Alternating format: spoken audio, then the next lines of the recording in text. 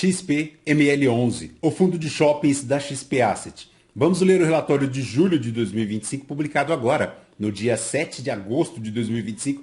Continuar o acompanhamento do fundo. Ele que tem uma situação de alavancagem, precisa de valores expressivos ainda até o final agora de dezembro de 2025. Veremos então qual é a atual situação dele. Este será o tema do nosso vídeo de hoje. O fundo iniciou as suas atividades em 2017, tem um patrimônio líquido total na casa de 6 bilhões 555 milhões, 608 mil cotistas, tem as suas taxinhas aí de administração de performance no benchmarking, e na data que eu gravo aqui com vocês, o XPML cota na B3 a R$ 100,70, fazendo um P sobre VP de 0,86, uma variação negativa nos últimos 12 meses de 0,27%.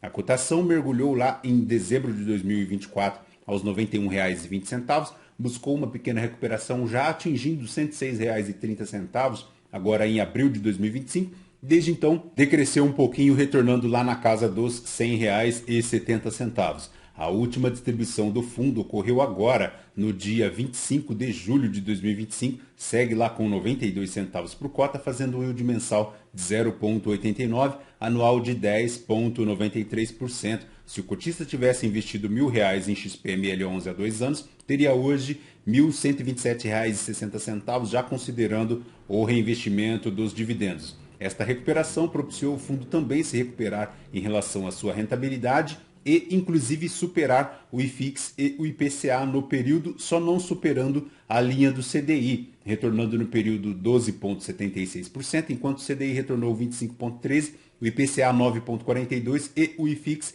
6,43%. Então, ponto relativamente positivo aí é a rentabilidade do XPML11. Mas, voltando aqui para o relatório, a gestão comenta que no mês de junho foi marcado por datas tradicionais que impulsionaram o desempenho do varejo, dentre elas aí o Dia dos Namorados. O varejo, no cenário geral, registrou uma retração em junho, apesar destas datas comemorativas. O faturamento real, já descontado a inflação, caiu 2,5% em relação a junho de 2024, interrompendo 2 meses seguidos aí de alta. Nos principais indicadores aqui do XPML11, conta aí a performance positiva no mês de junho. Em relação às vendas, por metro quadrado, R$ 1.611, e o NOI caixa R$ 133 o metro quadrado, apresentando crescimentos de 6% e 16,8% respectivamente. Além desses indicadores, o SSS e também o SSR cresceram 1,7% e 1,4% respectivamente. No mês, os principais acontecimentos aqui do XPML11 foram o recebimento de aproximadamente 2 milhões e 600 do NOI garantido lá do portfólio SIM e também do portfólio da TEC, a conversão do CRI utilizado para a aquisição indireta de 10,04%, lá no Shopping Pátio Higienópolis, em participação de SPE, o que é ponto positivo. O resultado do mês encerrou com um resultado acumulado não distribuído de aproximadamente 77 centavos por cota, na distribuição de 92, como comentamos, paga agora no dia 25 de julho de 2025, para os detentores da cota até 18/7/2025. A DRE do fundo, 57 milhões para as receitas, 9 milhões e 200 aqui para as despesas, chegando a um resultado de 48 milhões, um rendimento distribuído de 52 milhões, zerado em relação à sua reserva de contingência. Em relação a desempenho e aqui também o recebimento do fundo, ponto de atenção. Atenção, cotistas do XPML11, porque ele tem aqui em caixa hoje, já considerando a posição de caixa dos FIIs acessórios do XPML11, que são o Internacional Guarulhos e o Neomal, e as posições líquidas de outros FIIs detidos pelo fundo, no total de 346 milhões, formando aqui para o caixa. Mas ele tem aqui também a segunda parcela do Jundiaí para pagar 63 milhões, a terceira parcela para pagar aqui do portfólio SIM 630 milhões, encerrando 2025 lá com um caixa negativo de 347 milhões. Então, ponto de extrema atenção, porque o fundo precisa cobrir 347 milhões aqui de um saldo negativo até o encerramento de 2025. Isso porque a principal obrigação dele é de 630 milhões, bem puxada, e ele tem aqui apenas 346 milhões em caixa.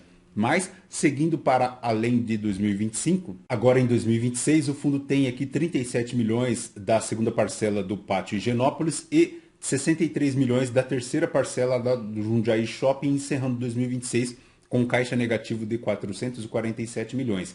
A 2027 ele tem 161 milhões da segunda parcela do Allos e 37 milhões aqui da terceira parcela lá do Shopping Pátio Higienópolis, encerrando 2027 lá com uma necessidade de 645 milhões negativo, tá? Então, ponto de atenção a estas necessidades aqui do XPML11, porque ele ainda não tem esse valor para cobrir na íntegra em relação ao encerramento do exercício de 2025, 347 milhões. Agora, atenção aqui, pessoal, se somarmos todos os débitos do fundo, além da parcela de 179 milhões lá do Faria Lima Shops, que a gestão comenta que realizou esta aquisição, mas não menciona aqui no cronograma de desembolsos este valor, temos aqui que o fundo tem hoje um total de 1 bi 170 milhões para cobrir em relação aos seus desembolsos, tá? O que se somarmos depois com as obrigações de CRIs, chegam aí à ordem de 1 bi 736 milhões.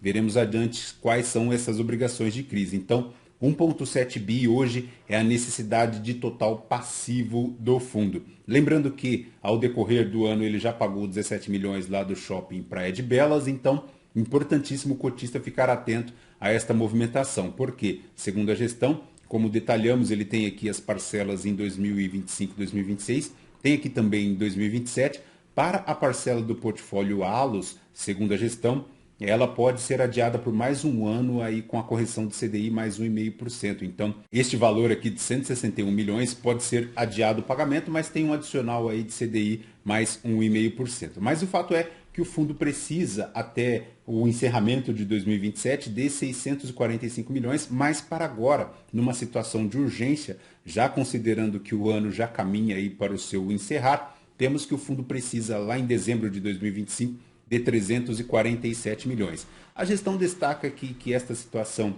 é relativamente confortável para ela, ela encerra aqui o caixa negativo em 347 milhões, mas o fundo possui aproximadamente 560 milhões em dívidas, representando um LTV de aproximadamente 8%, saudável para o setor.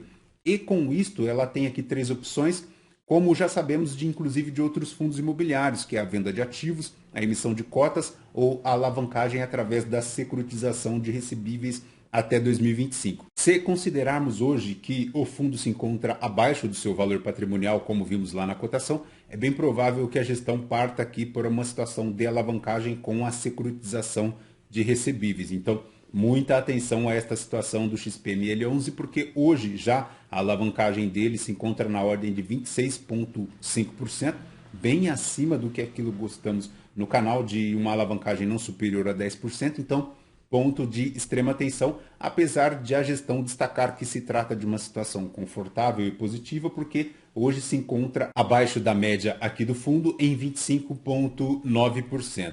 Em relação à alavancagem, destacamos aqui novamente a informação pela gestão de que hoje se encontra em 25,9%. No resultado distribuído de 92 centavos, decomposto aqui em junho de 2025, ele tem aqui também lucros imobiliários, despesas operacionais e as receitas de FIIs e também de LCIs e renda fixa. Hoje a cota patrimonial a R$ 116, negociando como vimos no patamar de R$ 100, então ponto de atenção a este desconto. Em relação à liquidez do fundo na B3, 9 milhões e 200 é a média diária, encerrando a cota na casa de R$ 100. Em relação à rentabilidade, considerando um patrimônio líquido de 6 bilhões 555 milhões, ele faz um retorno total bruto de 0,45% negativo, enquanto o IFIX rendendo 0,03%, uma diferença negativa aqui de 0,42%. Em relação à carteira de ativos, ele tem 92% em imóveis, tem 3,7% em CRIs conversíveis, tem aqui também uma posição de 1,6% em caixa e 2,5% em FIIs. O investimento por classe de ativos chega aqui na ordem de 7 bilhões 173 milhões em imóveis,